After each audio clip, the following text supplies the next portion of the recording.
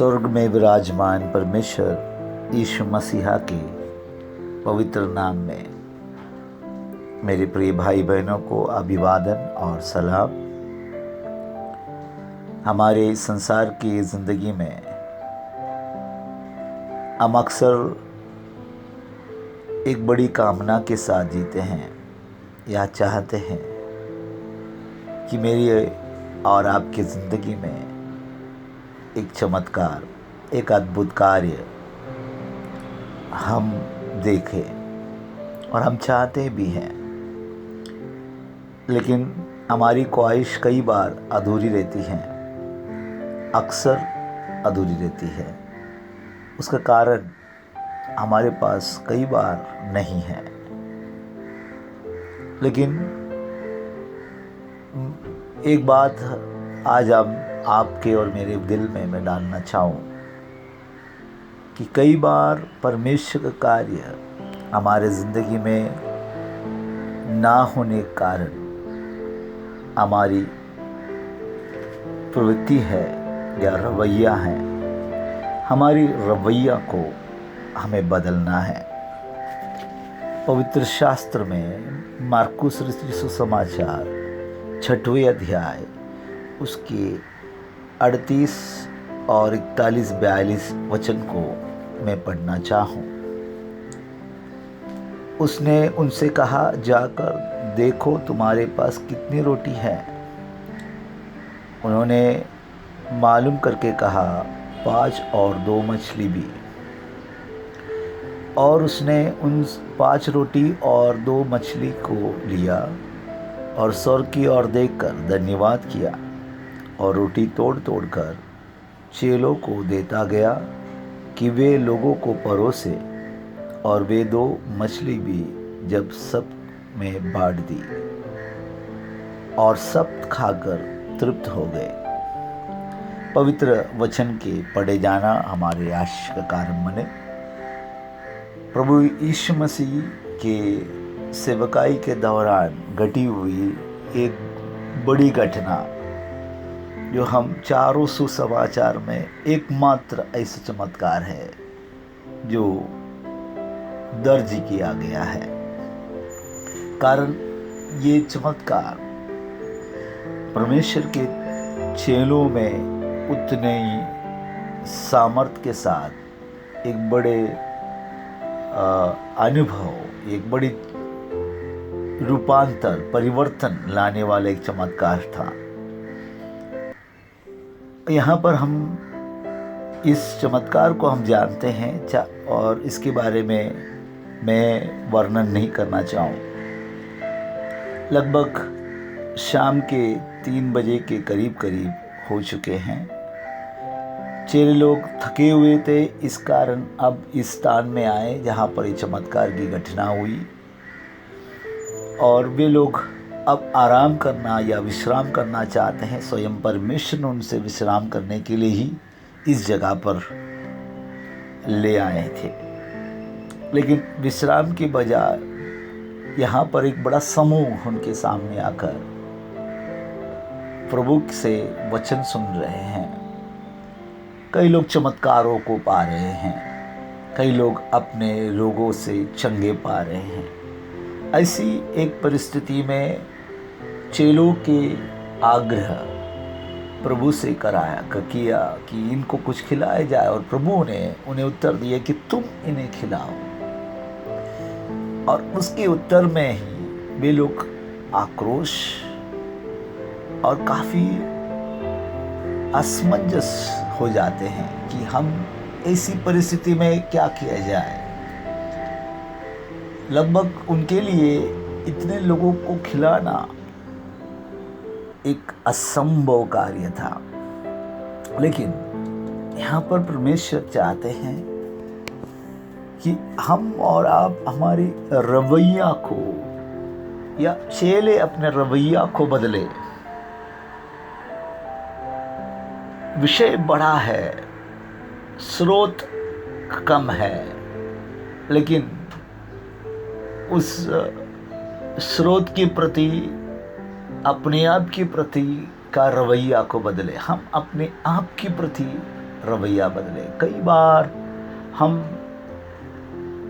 सब कुछ होने के बावजूद हम अपने आप को कंगाल समझते हैं। हमारे अंदर परमेश्वर ने दिया हुआ या हमारे परमेश्वर ने दिया हुआ चीज़ों के बारे में या परमेश्वर के कार्य के बारे में हम खुद अनजान हैं। और जब परिस्थिति आती है, कठिनाई आती है, उस कठिनाई के बीच में हम अपने रवैया बिल्कुल स्वार्थता में बनाए रखता है। यहाँ पर भी चेले इन लोगों के प्रति अपने रवैया को बिल्कुल स्वार्थता के अंदर बांध कर अलग कर रखे हैं। परमेश्वर चाहते हैं कि वो लोग उसमें से बाहर आ जाए। हालांकि समुदाय आए हुए लोग बड़े हैं, उनसे असंभव है, लेकिन परमेश्वर चाहते हैं कि हम और आप अपने कुदरती स्वभाव में परमेश्वर ने हमें दिया हुआ उन कार्य को परमेश्वर के सामने ले आए, ताकि उसके द्वारा वो कुछ कार्य कर पाए। हमें परमेश्वर ने कुछ ना कुछ हुनर दिया है। ये नहीं, समस्या ये नहीं है कि हमारे पास कोई साधन की कमी है, ना हमारी काबिलियत में कमियां हैं, या हमारे पास पैसे या समय की कमियां हैं, बल्कि हम अपने इन वस्तुओं को अपने पास, खास करके चेले लोग इसे छुपाए रखना चाहते हैं, कारण वे लोग उसे उभार कर बाहर ले आना नहीं चाहते हैं। तो प्रियजनों, हम हमारे पास परमेश्वर ने दिया हुआ चीज़ों को, परमेश्वर ने दिया हुआ हुनरों को शायद एक ही क्यों ना हो, उसको छुपाए ना रखे, बल्कि वो परमेश्वर के कहने पर उसको प्रकट करने में हम और आप तैयार रहे। दूसरी बात हमें यहाँ पर से समझ में आते हैं, चेलों से परमेश्वर चाहते हैं उनके रवैया प्रभु के प्रति भी बदलने पाए। हमारे और आपके रवैया परमेश्वर के प्रति कैसा है?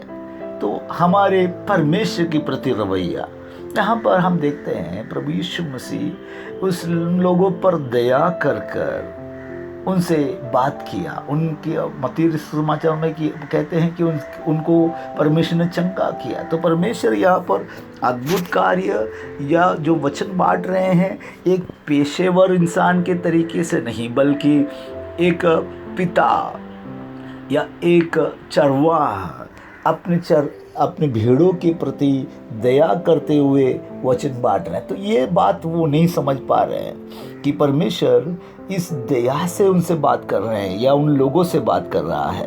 दूसरी बात, वो ये नहीं जानते हैं कि जो भी साधन उनके पास है, उस साधन से ये परमेश्वर इनके लिए पर्याप्त साधन को उपलब्ध करा सकते हैं।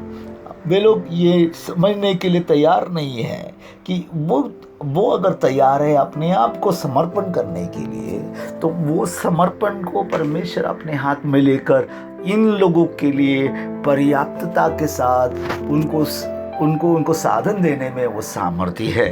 तो ये दूसरी बात जो वे लोग नहीं समझ पाए। तीसरी बात, जो व्यक्ति उनसे कह रहा है उसका सामर्थ्य को वे नहीं पहचान पा रहे हैं। वो परमेश्वर, उसके पास वो सामर्थ्य है जिसके जरिए वो एक साधन भी उसके हाथ में देते हैं तो उसको कई गुना बढ़ाकर उनको वापस दे सकते हैं। ये बात को वो नहीं समझ पाते हैं। चमत्कार उनके बीच में हो रहा है, अद्भुत कार्य उनके बीच में हो रहा है। थोड़े दिन पहले हम पढ़ते हैं इन्हीं चेलों से परमेश्वर बड़े बड़े चमत्कार के कार्य भी कराए हैं, लेकिन तब भी अभी के इस वर्तमान परिस्थिति में वे लोग ये नहीं जान पा रहे हैं कि अब भी वो परमेश्वर वो कार्य करने में सामर्थ्य है जो कार्य उनके लिए या उनके समझ के लिए असंभव है। अजीज़ों, ये रवैया हमें और आपको बदलना है। चेलों से परमेश्वर चाहते हैं कि ये रवैया आप बदले, कारण आप जाने सबसे पहली बात आपकी ज़िंदगी कमजोरी, दूसरी बात आपको जानना है कि आपके अंदर दिया हुआ परमेश्वर का हुनर, तीसरी बात उसके प्रति आपके रवैया, चौथी बात परमेश्वर की प्रति रवैया, वो क्यों कहता है, वो क्या कर सकता है और उसके अंदर क्या सामर्थ है। हमारे हर एक चीज़ों में, हर पहलुओं में हम ये जानना है कि हमारा परमेश्वर एक असाधारण परमेश्वर है, लेकिन जब तक हम और आप उसके लिए तैयार होकर उसकी भावनाओं को समझते हुए उसके प्रति हम और आप अपना संवेदनशीलता को जब तक व्यक्त नहीं करता, तब तक वो अपना कार्य में चुप रहता है। लेकिन अगर हम संवेदनशीलता के साथ उसके प्रति हम आते हैं तो हम पढ़ते हैं कि वो उस रोटी को, उस मछली को उठाकर धन्यवाद देकर तोड़ तोड़ कर दिए और 5,000 से अधिक लोग वहाँ पर खाकर तृप्त हुए और 12 टोकरी और रोटी और मछली बच गए। अजीज़ों, हमारे जीवन की जो भी कमजोरियां हैं, जो भी तकलीफ़ें हैं, आज परमेश्वर के सामने उस कमजोरी को नहीं, बल्कि परमेश्वर ने हमें दिया हुआ जो भी आशीषें हैं वो परमेश्वर का हाथ में देकर उसके प्रति, हमारे प्रति जो रवैया और परमेश्वर के प्रति जो रवैया बदल कर आगे बढ़े। परमेश्वर हम सभी को इन वचनों से आशीष से भरे।